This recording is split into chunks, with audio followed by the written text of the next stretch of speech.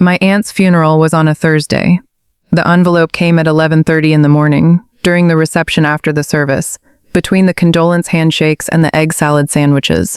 My mother pressed it into my hand with the practiced smoothness of someone passing a note in class. The movement small, deliberate, designed not to be noticed.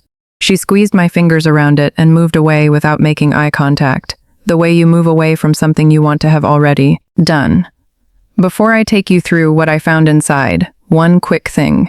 If someone has ever handed you something at a moment of grief that had nothing to do with grief and everything to do with money, subscribe so the next story finds you, and tell me in the comments the most audacious thing a family member has ever tried while you were in no position to fight back. I read every one. I held it for a moment without opening it. The envelope was good paper, heavy and cream-colored, the kind that tells you someone went and bought the envelopes rather than using whatever was in the junk drawer. My name was written on the front in my mother's handwriting. The flap was sealed. I thought, briefly and naively, that it was a card. Some people bring cards to funerals, for the immediate family. Some people write things in them that matter. I had been handed envelopes before at difficult moments and found kindness inside them. I opened it. The first thing I saw was numbers. A printed invoice, formatted with a letterhead I did not recognize, for funeral services. The casket selection, the visitation arrangement, the cremation package, the flower arrangements, the obituary submission, the memorial programs, the death certificates. Each line itemized with a price and a code. At the bottom, in bold text, total due, $19,840. I looked at it for a moment, trying to understand what I was holding, and then I saw the second piece of paper, a note. My mother's handwriting, on a piece of her personal stationery, the cream paper with her initials at the top. The stationery she ordered from the shop downtown because she believed in the kind of stationery that communicated something about you. Clipped to the invoice with a small silver binder clip. 5 words, written in her careful cursive. She loved you most. You pay. I read it again, then I read the invoice again. Then I stood in the reception hall of the funeral home where my aunt had just been eulogized by 4 people who had all said, in their different ways, that Eleanor Dempsey was one of the most generous and principled people they had known, and I tried to understand what my mother had put in my hand. Now, here is what happened. My hands were shaking by the time I finished reading. Not the kind of shaking that happens when you are about to cry. The cold kind. The kind that comes when your body processes something that your mind is still 3 steps behind on. I stood in the reception hall of the funeral home with a cream-colored envelope in one hand and an invoice for $19,840 in the other, surrounded by people eating egg salad sandwiches in memory of my Aunt Eleanor, and I tried to understand what my mother had just done. My name is Iris Dempsey, and my Aunt Eleanor was the best person in my family. I know that sentence sounds like grief talking. Grief does things to our assessments of people, rounds the edges, removes the difficult parts, so I want to be precise about what I mean. Eleanor Dempsey was my father's older sister by 4 years, and she was the person in my family who said true things, not unkind things. There is a version of truth-telling that is really just cruelty with a clean conscience, and Eleanor was not that. She was the person who said the accurate thing, as gently as the accurate thing could be said, when the accurate thing needed saying. She noticed what other people in the family had agreed, by unspoken arrangement, not to notice. She said it anyway. She did not enjoy the discomfort it caused. She just found dishonesty more uncomfortable than the alternative. She called me on my birthday every year, which is not the remarkable part. The remarkable part is that she called and asked about something specific she remembered from the previous year's call, something I had said about a situation I was navigating, or a decision I was trying to make. And she asked about it the way you ask about something you have thought about since. She had thought about it since. That was just who she was. I was 23 and going through the worst period of my adult life so far. I do not need to describe it in detail here. The details are mine. Eleanor drove 4 hours to sit with me for a weekend without being asked, without announcing she was coming until she was an hour away, without offering advice or guidance or perspective. She sat with me. She made tea. She watched a television program I was not paying attention to. That was it. Sitting. And it was exactly what was needed, which is a thing you only understand if you have ever been sat with correctly during a period that sitting was what you needed. Eleanor had never married. She had lived alone in a good house in Pittsburgh and worked as a hospital administrator for 31 years, and had, over those 31 years, built built a life that was hers in every specific, the house she had chosen without consulting anyone, the friends she had chosen with the deliberateness of someone who understood that chosen people are different from default people. The books stacked on every surface in a particular system that made sense only to her, the garden that she tended with the same methodical patience she brought to everything else. She did not miss having a husband, she told me once. She had been in love twice and had decided, both times, that love was not sufficient reason to reorganize a life. She had arranged exactly as she wanted it. This was not a sad statement when she made it. It was a completely matter-of-fact statement, the statement of a person who had simply decided what she wanted and done that. Eleanor decided things and then did them. I have never met another person who had less gap between deciding and doing. She was 64 when she died. She had been sick for a year, and I had known before she told me because I had paid attention to the way her voice changed on the phone calls in the months before she said it directly. A long illness has this strange gift. You get to say the things that need to be said before the opportunity closes. I had visited twice in her last year. We had talked about things that mattered, about what she was proud of, and what she regretted, and what she wanted for me, and what she understood about the family that she had never said out loud before. She said them then. I am glad I was there to receive them. My parents, my father, Frank, and my mother Carol, had a complicated relationship with Eleanor that I had understood only partially, and that the invoice in my hands was now clarifying considerably. I had always known that Eleanor was better at money than my parents were. Not dramatically better, not a different league, but the consistent better that comes from spending differently and saving steadily over decades.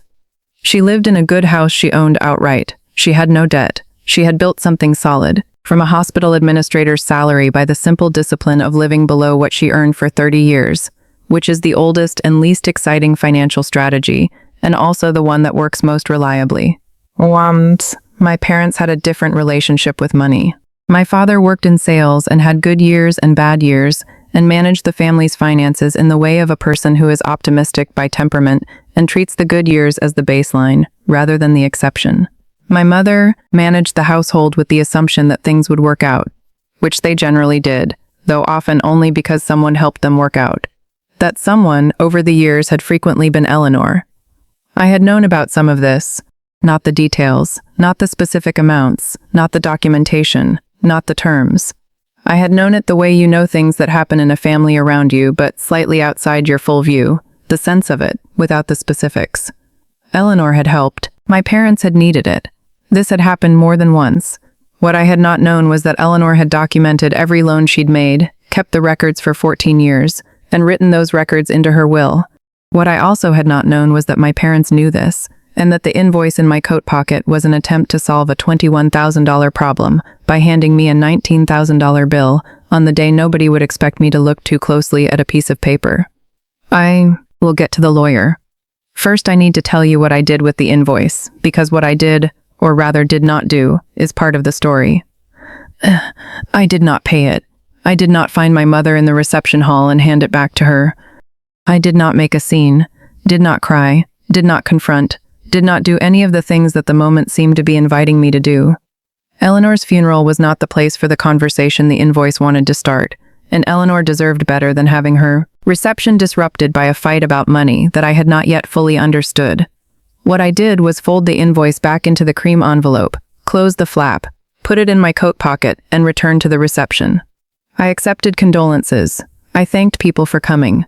I talked to Eleanor's colleague Margaret about the soup Eleanor used to bring to work on the first cold day of winter. I talked to her neighbor Dot about the garden. I listened to a man I didn't know tell me that Eleanor had stayed late to help him navigate a billing dispute with his insurance company 2 years ago, and that he had never forgotten it, and that she had not mentioned it once afterward. All of these stories were true stories about who Eleanor actually was, and I received them and held them while the invoice sat in my pocket and waited. My mother watched me from across the room with the particular attention of someone expecting a reaction and trying to read when it will arrive. I gave her nothing to read. My father did not look at me at all, which is its own kind of information, the deliberate not looking of a person who has done something they are not comfortable having done, and is avoiding the evidence that it happened. No. I was thinking about the number. $19,840. The specificity of it. The format of the invoice, which had looked professionally produced. My mother had not made that invoice. She did not have the software for it, and she did not have the letterhead. Someone had made that invoice from a real document, which meant somewhere there was a real document. The question I was turning over, quietly, while talking to Dot about Eleanor's roses, was whose real document it was and what it actually said. I thought, while I was talking to Eleanor's colleague Margaret about Eleanor's habit of bringing homemade soup to the office on the first cold day of every winter, about the number on the invoice, $19,840. That is a specific number. It is not a round number, not an approximation, not the kind of figure you arrive at by guessing or estimating. It is the kind of number that comes from a document, from actual receipts, an actual accounting, an actual record of what something cost, which meant someone had made that invoice from an actual document, which meant there was an actual document somewhere. The question was, whose document was it, and what did it actually say? At 1:30 in the afternoon, a black sedan parked in the lot outside the funeral home. I noticed it because I was standing near the window talking to Eleanor's neighbor, an older woman named Dot, who was telling me about Eleanor's garden. And the sedan was a particular kind of car, quiet, slightly formal, the kind of car that announces without announcing. A man got out. He was in his late 40s, in a dark suit with a leather file under his arm, and he walked into the reception hall with the deliberate, unhurried pace of someone who knows where he is going and has no reason to hurry. He asked one of the funeral home staff something. The staff member pointed across the room, at me. He walked to where I was standing. Miss Iris Dempsey? Yes. I'm Richard Hale, from Hale and Morrow. I was Miss Eleanor Dempsey's estate attorney. He held out a card. I took it. I apologize for the timing. Miss Dempsey left specific instructions that I be present at the reception following the service. There are documents to be delivered, and one matter she wanted addressed in this context, before the formal estate reading. He glanced around the room, then back at me. Would it be possible to gather your immediate family briefly, your parents specifically? I found my parents. My mother arrived with the smooth, composed expression she wore when she thought she was about to manage a situation. My father came with his hands in his jacket pockets and his eyes on the floor. Richard Hale opened the leather file and set it on the corner of the nearest table. He looked at the three of us. He was unhurried in the way of a person who has prepared for this and is not surprised by anything he sees. Before I distribute the estate materials, there's a preliminary matter that needs to be addressed. He looked at my mother specifically, not at my father, at my mother. It's come to my attention that an invoice was handed to Iris earlier this morning at the service. The invoice pertained to funeral expenses for Eleanor Dempsey. A pause, measured, clean. Who gave her that? The thing about my mother is that she has a face she wears for authority figures. She has always had it. It is smooth and cooperative and slightly warm, the face of a woman who is very comfortable with any official situation because she is so obviously a reasonable person who can be worked with. She deployed it now, automatically, the way you deploy a thing you have practiced. It held for approximately 2 seconds. Then something in it shifted. A small thing, almost imperceptible. The specific moment when a prepared expression encounters an unanticipated situation and cannot fully maintain itself. My father's face went a color I had never seen on him before. Not pale in the ordinary way of a person receiving shocking news. A different shade, the specific look of a person who has done something and persuaded themselves the consequences would not materialize, and who is now understanding that they have materialized. No, he said. It was barely a word. More like the sound that exists just before a word, the breath that precedes it. Not in front of, and then he stopped himself, which was its own revelation, because what was he about to say? Not in front of whom? Eleanor's friends and colleagues were 20 feet away. The someone he did not want this in front of was already here, already holding the invoice in her coat pocket, already present for every word. Richard Hale waited. He was patient in the way of a man who has sat in many rooms where difficult things were happening, and understands that patience is the correct posture. The funeral expenses were prepaid by Eleanor, he said, not raising his voice, not performing anything, just stating facts in the sequence they belonged in. She arranged payment in full directly with the funeral home 18 months ago. She had a receipt for it. The funeral home has their own record of the transaction. Iris does not owe anything toward the funeral costs. She never did. He produced the document, the funeral home's prepayment confirmation, stamped with their letterhead, dated 18 months prior, Eleanor's signature at the bottom, and set it on the table. My mother looked at it. Then she looked at her own hands. The invoice that was given to Iris this morning was not produced by the funeral home, he said. It appears to have been created separately and presented as if it were an official billing. I'd encourage you both to speak with an attorney about the implications of that. He said it without editorializing, just the fact and the suggestion. Then he reached back into the leather file. Additionally, there is a second matter. He produced another document, thicker than the first, a stapled packet rather than a single page. Eleanor maintained loan documentation for money she lent to Frank and Carol Dempsey over a period of 14 years. The documentation includes the dates, amounts, and agreed-upon terms of each loan. The total outstanding balance, with interest as specified in the original documentation, is $21,300. He set this on the table next to the prepayment confirmation. 2 documents, side by side, in the fluorescent light of a funeral home reception hall. Under the terms of Eleanor's will, this balance is collectible from the estate before other distributions. Her executor will be in contact with you about the timeline. He did not look at my parents again after that. He had said what he had come to say, and the documents were on the table, and the rest was for the relevant parties to handle with the relevant professionals. Richard Hale, I was beginning to understand, was exactly the kind of person Eleanor would have trusted. My mother looked at the table. My father looked at the table. The documents sat between us in the fluorescent light of the funeral home reception hall, with Eleanor's friends and colleagues 20 feet away eating sandwiches and telling stories about homemade soup and the garden, and 31 years of a life well and honestly lived. Oh, here is what I felt in that moment, and I want to be honest about it rather than performing a better version. Here is what I felt, standing in that reception hall with 2 documents on the table between my parents and Richard Hale. I felt grief, fresh grief, the kind that arrives in a new shape after you thought you had already understood its shape. Because here was the evidence that Eleanor had known. She had known, while she was alive, what my parents were likely to do when she was gone. She had looked at her family clearly, she had always looked at things clearly, and she had understood what clarity showed her, and she had spent the last 18 months of her life making sure that what she intended to happen would happen, quietly, in order, without requiring me to fight for it. She had paid the funeral home so the bill could not be fabricated. She had documented the loans so the debt could not be denied. She had arranged everything so that I would not have to arrange anything. I felt the specific sensation of a thing you suspected being confirmed, which is not relief and not vindication, but something that sits between them, complicated by the fact that you would have preferred to have been wrong.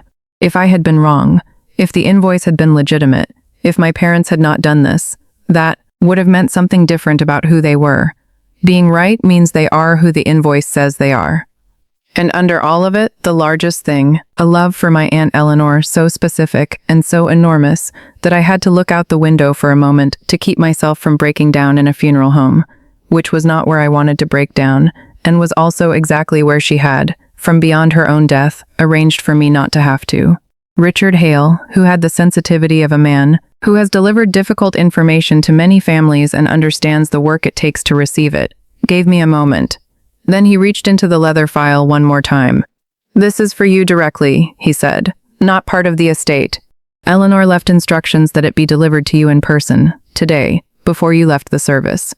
He handed me an envelope, handwritten, my name on the front in Eleanor's handwriting, the handwriting I had known since I was 7 years old, and she was teaching me cursive at her kitchen table, which is the kind of specific memory that arrives at the worst possible time and is also exactly what you need. I did not open it in front of my parents. I thanked Richard Hale. I put the envelope in my coat pocket, next to the other one, and I went back to Eleanor's reception, where Dot was finishing her story about the garden, and I stood there and I listened to it properly this time. I did not open Eleanor's envelope in the reception hall. I finished the afternoon the way the afternoon needed to be finished. The goodbyes, the coat from the rack, the parking lot. I sat in my car in the parking lot of the funeral home for about 10 minutes before I opened it, because I needed those 10 minutes to let the afternoon settle enough that I could read what was inside without the reading being interrupted by everything else. Eleanor's handwriting. The cursive she had taught me at her kitchen table when I was 7 because my school was not teaching it properly and she had found this unacceptable. She told me she had loved me. I already knew this, and the knowing of it was the thing that undid me, sitting in the parking lot, Because loving someone is one thing, and having them arrange, from the end of their life, to make sure that love had practical weight, that is a different thing entirely, and the difference is the whole of it. She told me she was not surprised by whatever my parents had tried. She said it gently, without bitterness, the way Eleanor said difficult things, clearly and without drama. She had watched the family for 64 years, and she knew what she had seen. She was not going to pretend otherwise at the end. She told me she had spent the last 18 months doing what she had always done, arranging things so they would be correct after she was gone. The funeral prepayment, the loan documentation. Richard Hale, who had been her attorney for 19 years and who she trusted completely, and whom she had instructed specifically about what needed to be delivered, to whom and when.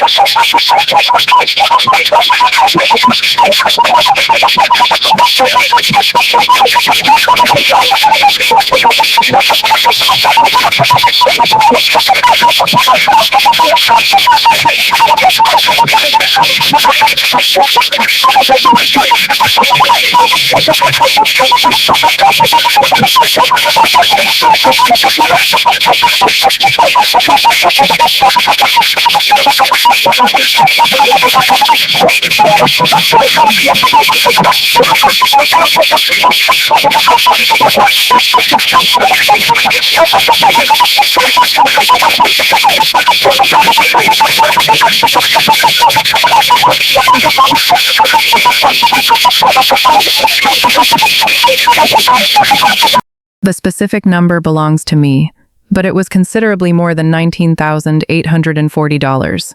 And it was accompanied by the sentence I have thought about every day since. This is not because you needed it. It is because I wanted you to have the option of not needing it. Oh. I sat in the parking lot for another 20 minutes after I finished the letter. Not because I needed to cry, though I did. Because I wanted to be in the space of it for a while. The specific space of being known and taken care of, by someone who is no longer alive to know it happened. Eleanor had arranged this, and then she had died, and she would never know that I opened her letter in a parking lot on a Thursday afternoon in November and understood exactly what she had done and why. That is the hardest part. She would never know. That sentence. I have thought about it more than any other sentence in the year since Eleanor died. The option of not needing it. Not the money itself, not the security in the abstract, but the specific option. The room to make choices without a financial gun to your head. The ability to say no to things that do not serve you because you are not desperate enough to say yes. The particular kind of freedom that comes not from having everything but from not needing everything you have. Eleanor understood the difference between charity and liberation. Charity solves the current problem. Liberation changes the conditions under which you encounter future problems. She was not giving me charity. She was giving me conditions. She had thought about what I needed specifically, not what people in my situation generally need, but what Iris Dempsey specifically would benefit from. The option. Not the solution, the option. Because she knew I would solve my own problems if I had the room to do it, and she gave me the room. That is the most specific kind of love. The kind that sees you clearly enough to know exactly what form of help is actually helpful. Eleanor saw me clearly. I was lucky enough to know it while she was alive, mostly, and I am paying for the mostly now, in the currency of things I wish I had said more precisely. What I would say, if I could. I see what you do. I understand what it costs. I know the difference between what you give and what it would be easier to give, and I am paying attention. If you have an Eleanor, say that. In whatever language fits between you. Say it soon. Say it specifically. Do not wait for the parking lot. She did not give me money because she pitied me or because I was struggling. She gave it to me because she wanted me to have the kind of foundation that people who give themselves one are better off for having. She wanted me to have the option. The option was the gift, not the money itself. Eleanor understood that. My parents called me the next morning. I let it go to voicemail. I was not ready for that conversation at 8 in the morning the day after Eleanor's funeral, and I have learned enough about myself to know when I am not ready for a conversation. I called back 3 days later, and the call was brief, and I said one thing I had prepared, that any questions about the estate documentation should be directed to Richard Hale, that I did not have information to provide on that subject, and that I would be in touch when I was ready to be in touch. My father said okay. My mother did not say anything. The call lasted 4 minutes. I have not addressed the invoice directly, the 5 words, the silver binder clip, the specific decision to hand that piece of paper to a daughter at a funeral and ask her to pay for something that had been paid 18 months ago by the person being buried. I do not know if I will address it. I am waiting to understand what I want to say and whether saying it would produce anything worth the saying. It has been a year. The loan settlement is in process, being handled by Richard Hale on behalf of Eleanor's estate. My parents and I are in a kind of contact that I would describe as minimal and honest, which is better than what we had before, which was frequent and dishonest. The honesty in this case comes not from truth-telling but from the absence of performance. We are no longer performing a close family relationship that we have not had for a long time, and the not performing is a form of honesty, even if it is also a form of distance. I think that is the right arrangement for now. I leave room for it to change. What I want to say to you from all of this is about my Aunt Eleanor rather than about my parents, because my parents' behavior is not the story. It is an incident within the story. The story is Eleanor. She knew, at 64 and dying, what was going to happen. She had watched her family for long enough to know what the people in it were capable of, and she did not spend her last 18 months angry about it or trying to change it. She spent her last 18 months arranging things so that what she wanted to happen would happen regardless of what anyone else tried to do. She paid the funeral home directly so that the bill could not be weaponized. She documented every loan so that the debt could not be denied. She set money aside in my name before she died, so that it was mine before she was gone and could not be redirected. She wrote a letter and gave it to Richard Hale with instructions to deliver it in person, on that day, in that room. Eleanor did not trust people who had shown her they were not trustworthy. She trusted paperwork. She trusted Richard Hale and his leather file. She trusted the transfer that had already completed before she died. She trusted the fundamental stubbornness of documented facts, which say what they say regardless of the circumstances, regardless of the day, regardless of what anyone else would prefer them to say. And she trusted me, not with the task of managing her legacy or fighting her battles, just with the outcome. She arranged everything so the outcome would be correct before I walked into that funeral home, and all I had to do was show up and receive what she had arranged. She did this while she was dying. That is the sentence I have to keep sitting with, because it is the one that breaks me a little every time. She did this while managing a terminal illness, which comes with its own logistics and appointments and the particular exhaustion of a body trying to wind down everything at once. She prepaid the funeral. She documented the loans. She set up the account. She wrote the letter. She instructed Richard Hale. She did all of it, with the energy she had, because she knew someone might try something when she was gone, and she made sure they couldn't. Grief is strange. I miss Eleanor on ordinary days, not only on the days that are supposed to be hard. I miss her on the first cold day of every winter, the day she would have brought soup to the office. I miss her when I make a decision I'm not sure about, and want to describe it to someone who will respond with the honest opinion rather than the comfortable one. I miss her when something happens that is exactly the kind of thing I would have told her about, and I pick up my phone before I remember. And that last one is the hardest. The phone reaching that is already reaching before the remembering. She was the most accurate mirror I had, the one who reflected what I actually was, rather than what I was trying to appear to be, and who did it without harshness, which is the difficult combination. Most accurate mirrors are harsh. Eleanor was precise without being unkind. I am still learning from that, from the example of how she did it, even without her here to demonstrate. I carry her in a practical way now too, in the way she taught me by example to think about what will happen and arrange for it accordingly, to put things in writing because writing holds when people don't, to trust the documents and the attorneys and the accounts that are already in the right name, to do the arranging before you need to, because the person who arranges before they need to is the person whose intentions actually happen. That is not a cold lesson. It is the warmest lesson I know, because it is the lesson of a person who thought about you specifically enough, and far enough ahead, to solve problems you hadn't had yet. The warmth is in the specificity. The warmth is in the ahead. There are people in your life, if you are lucky, who love you the way Eleanor loved me, practically, specifically, with their eyes open about what the world actually is, and a commitment to making your corner of it more solid regardless. Not people who love you by making you feel good. People who love you by paying attention to what you will actually need and arranging for you to have it. People who think about you past the end of their own life and set things up accordingly. Those people are rare. If you have one, tell them you see what they are doing.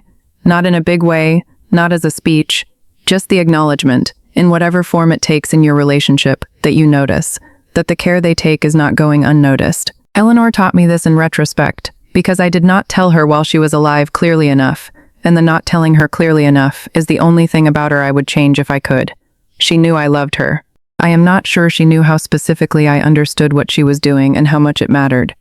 I wish I had been more precise. Be precise with the people who love you practically. They deserve the precision, and if someone hands you a bill at a funeral, fold it up. Put it in your coat pocket. Eat the egg salad sandwich. Talk to the people who are there to talk about the person being remembered, because that person deserves the hour, and the invoice can wait. Wait 2 hours. The right people will arrive. Eleanor arranged for them. She arranges for them still, in every practical thing she put in place before she left, and I feel her in all of it. In the paperwork and the account, and the leather file, and the handwriting on the envelope in my coat pocket. Waidran, warwanenin asmonmien. Story found you tonight. Subscribe so the next one reaches you, because every week I tell another story about a person who was ambushed in a vulnerable moment and discovered that someone they loved had quietly made sure the ambush wouldn't work, and I would hate for the next one to miss you. And tell me in the comments, who is the Eleanor in your life? Name them. Let's fill this section with the names of the people who loved us the right way. I'll be down there reading all of it.